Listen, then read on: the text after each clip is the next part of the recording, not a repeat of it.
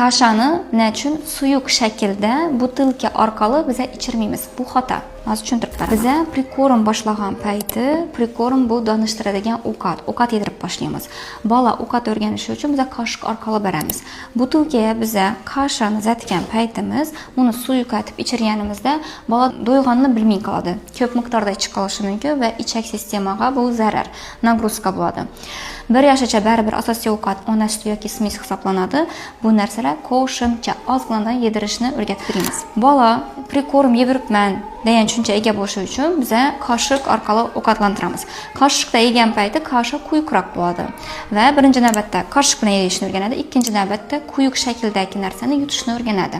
Qasha variantda. Bu ertang уже novga keladi, ovqat bilan smes yo ona sutini farqlasha keladi.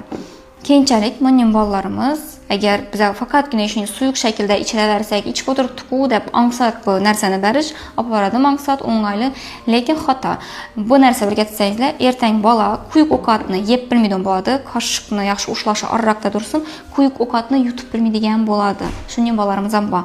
Shu bo'lmaslik